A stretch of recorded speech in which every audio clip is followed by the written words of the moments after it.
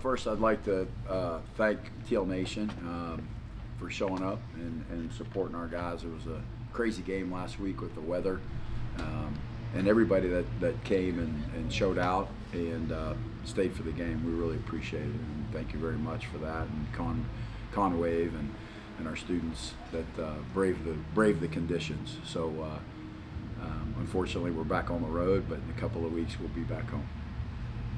Coach, update on Tad, and second part of that question, if he's not available to go, I'm assuming you're going to go with Samari? So Tad, we're still in that injury recovery situation, right? Today we see the doctors, we get a little bit better feel of where we're at and what's going on.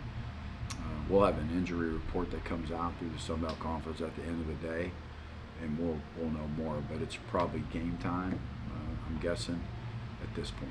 It's a juncture, and right now we've been repping Samari and MJ both, and kind of getting John Hunt warmed in the bullpen just in case.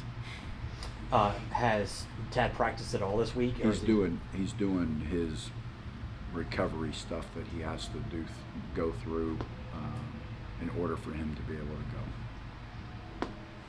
Any update on Shane Bruce and if he'll play this week? Same. He's we give him limited reps. He does practice. Again, probably a game time decision to see how he feels. Tomorrow's a big day. It's an off day. I say off day. It's more of a walkthrough recovery day. Our Fast Friday is not a long practice, and then Saturday. So there's 3 more days of healing, 3 more days of treatment, 3 more days of recovery. A lot can change between now and then, and. But obviously, we're not going to put any of them at risk if it's a serious health issue. Do you believe that Samari did enough on Saturday to warrant at least a start this week, given his performance and the way that the offense kind of hummed with him back there running the ship a little bit? Yeah, I thought he did fantastic, to be honest. I thought he took care of the football. I thought he made really good decisions in a really tough environment in terms of the weather, right? And so I was proud of the way he played. In this quarterback battle, when we recruited all of these guys and brought them here, we told them all they're all good players, and we're probably going to need every one of you. And 2 years ago we got to 4. We played 4.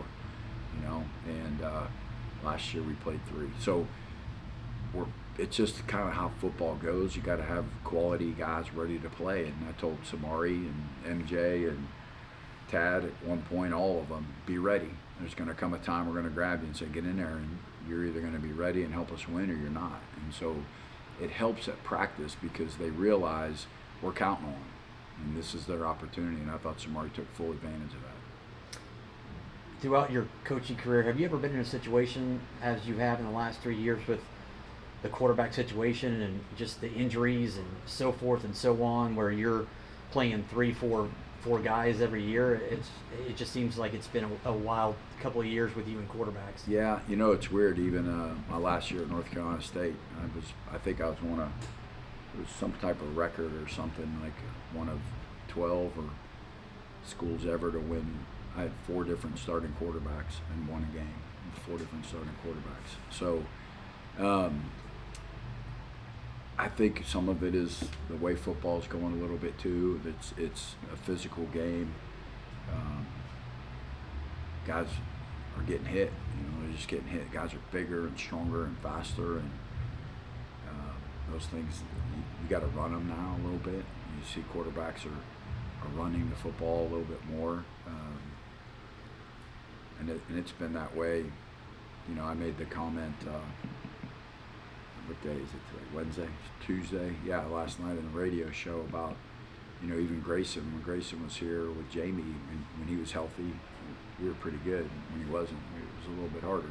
So anytime you lose your starting quarterback, he's your leader. He's the guy you bank all your reps in. He's the guy that really gets all. Anytime you lose a guy like that, it's harder, right? It's more challenging. But to have backups and the guys in this day and age that can go in there and do what they've done, it was a blessing for sure.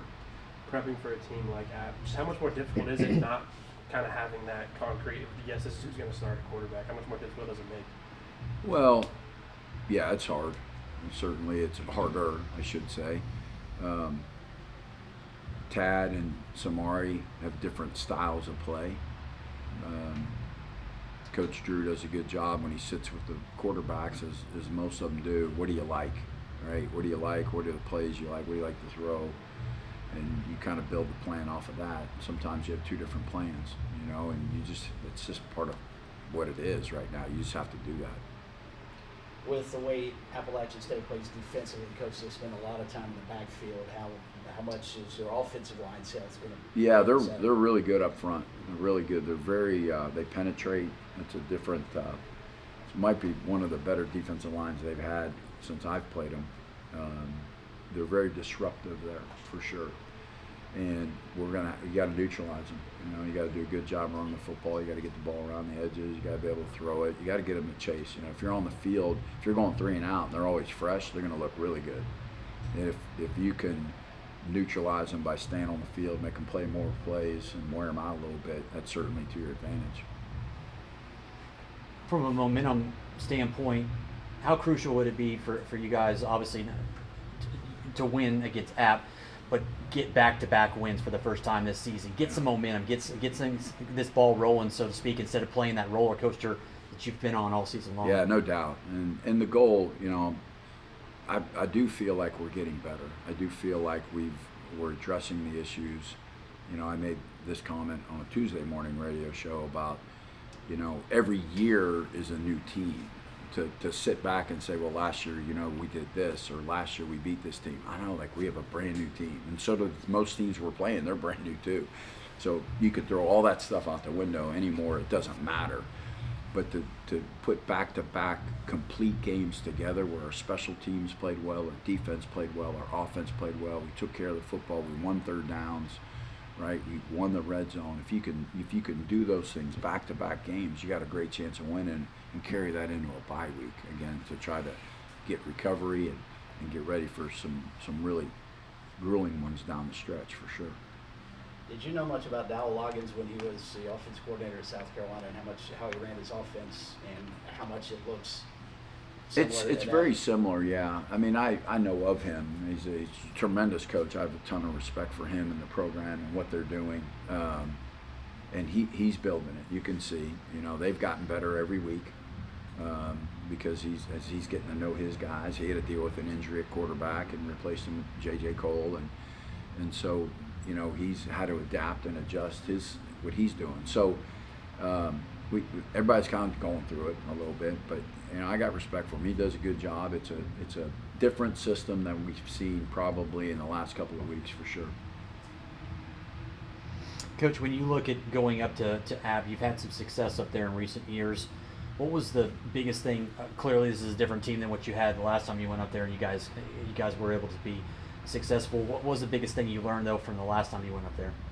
It's a hostile environment, and it's going to be us against the world, and we got to lock arms and attack them. Like that's the biggest thing I learned. They don't like us. No, we don't like them. Pretty valid.